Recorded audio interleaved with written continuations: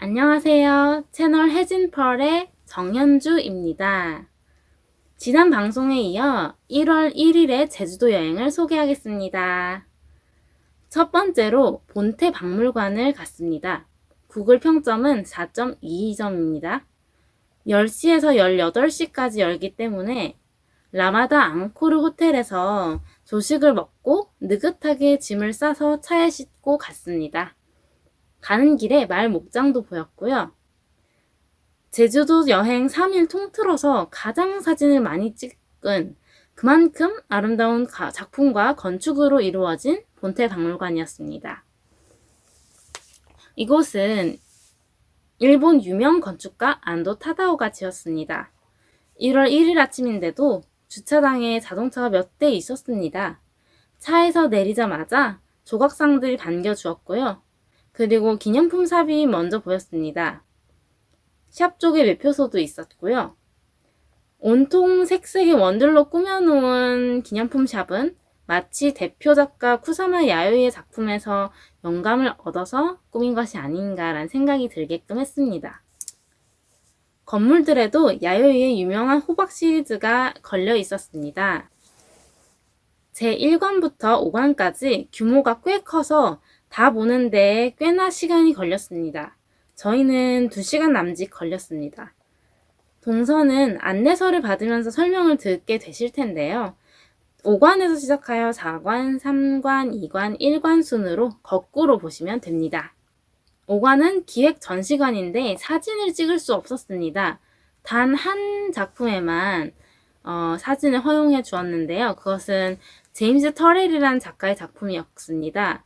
제임스 터렐의 작품을 보기 위해서는 암흑 속을 벽만 잡고 따라가서 봐야 했는데 이때 공포감 때문에 중도에 다시 돌아서 나간 사람들도 꽤 있었습니다. 저희 가족은 잘 다녀왔으니 참 다행이었습니다. 어두운 공간을 뚫고 빛나는 작품이 인상적이었습니다. 저는 미대생인지라 이러한 어둠과 공간과 빛을 이용한 작품을 본 적이 있고 어둠 속을 들어가서 관람하는 방법도 경험한 적이 있었습니다. 그러나 대부분의 관람객들에게는 평범하지 않고 신선했을 것입니다. 기획 전시관 뒤쪽으로는 분수대가 아름답게 자리하고 있었습니다. 제4관은 꽃상여 등 우리나라 전통 문화를 작은 공간 안에 꾸며놓았습니다. 제3관이 바로 쿠사마 야요이의 작품 전시실이었습니다. 그녀의 작품은 동그란 원이 반복되는데 이는 실은 어릴 적 부모의 학대로 인해 받은 상처를 치유하기 위해 하는 행위라고 합니다. 야요이는 스스로 정신병원에 들어가길 자청하는 등 보통 사람과는 다른 정신세계를 가진 분입니다. 90세의 나이에도 형광 핑크색 가발을 쓰고 독특한 복장을 하고 다니는 그녀는 그야말로 유니크합니다. 저는 나오시마에서 노란 호박과 빨간 호박을 본 적이 있는데요. 그곳에 비해 좁은 공간에 전시되어 있지만 색감이나 주변 분위기는 잘 전시된 편이라고 여겼습니다. 색색의 전구들과 물, 거울을 이용한 작품도 있었는데요. 이를 보는 이의 이목을 강하게 끌었습니다. 반사를 이용하여 공간의 깊이를 드러냄과 동시에 구 모양의 전구로 어둠 속을 빛을 강조하는 것은 많은 생각을 하게 했습니다. 네, 제2관은 현대미술관이었습니다. 개인적으로 가장 관심 있는 분야예요. 보시다시피 다양한 조각품들과 회화작품들이 있었는데요. 백남준, 쿠사마 야요이, 페르난도 보테로, 페르낭 레제, 로버트 인디아나, 요시토모 나라, 살바도르 달리, 데이비드 걸스타인, 파블로 피카소, 패트릭 휴게, 이브 클랭 등 네로라 하는 작가들이 한자리에 모여 있었습니다. 특히 백남준 작가의 작품은 한 방을 가득 채우고 있었습니다. 어항에 실제 금붕어를 넣어놓은 작품도 있었습니다. 역시 파격적이고 미디어 아트라는 새로운 장르를 개척한 백남준의 작품은 탄성을 자아내게 하는 것 같습니다.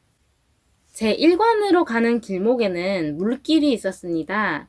안도 타다오의 건축물의 가장 큰 특징은 자연과 인공물의 조화입니다. 1관 안에서도 이 요소를 찾을 수 있는데요. 바로 뚫린 천장에서 푸른 하늘과 햇빛을 받을 수 있는 공간이 있습니다. 보통 미술관, 박물관은 소유 문화재나 작품들을 보호하기 위해 햇빛을 차단하는 두껍고 하얀 벽으로 조성하기 마련이었습니다. 그러나 현대 미술로 오면서 이 관념은 깨졌습니다. 이렇듯 자연을 미술관에 담는 것은 안도 타다오 말고도 유명한 작가나 건축가들이 시도해 왔습니다만 이러한 건축이 한국 제주도에 있다는 사실은 놀랄만한 일이라고 생각합니다. 원주의 뮤지엄 산이라는 곳도 안도 타다오의 작품이죠. 세계에서 손꼽는 곳이라고 하니 관심 있으신 분들은 뮤지엄 산도 한번 찾아가 보시길 바랍니다. 마지막으로 제1관은 전통 공예관이었습니다.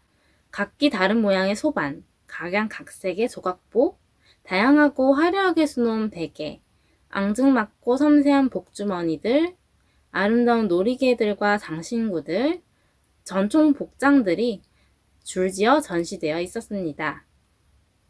마지막으로 호수가 보이는 카페가 따스한 햇빛을 받고 있었습니다. 걸스타인의 작품이 벽에도 있고 호수 옆에도 있네요. 가장 뜻깊고 볼거리가 많았던 본태박물관 코스는 완전 성공이었습니다. 이제 오설록 티 뮤지엄 이야기를 시작합니다.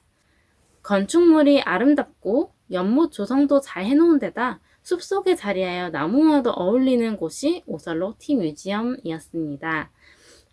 옆에는 차밭이 끝없이 펼쳐져 있고요. 녹차를 만드는 방법이 모형으로 만들어져 있어 쉽게 이해가 갔습니다. 그리고 제주 녹차의 우수성, 필요 요소도 알 수 있었어요. 토양, 기후, 안반수, 세 요소가 가장 중요하다고 합니다. 따뜻한 녹차는 시음도 할 수 있었어요. 마음 같아선 녹차로 된 디저트도 팔기 때문에 먹고 싶었는데 사람이 너무 많기도 해서 먹지는 못했고요. 개인적으로 녹차 아이스크림을 참 먹고 싶네요. 그렇게 저희는 근처 식당을 향했습니다. 이번 식당은 수두리 보말 칼국수입니다. 구글 평점 4.6에 달하는 작은 식당이에요. 2시가 넘은 시간이었는데도 유명세 때문인지 대기자 명단이 길게 채워져 있더라고요.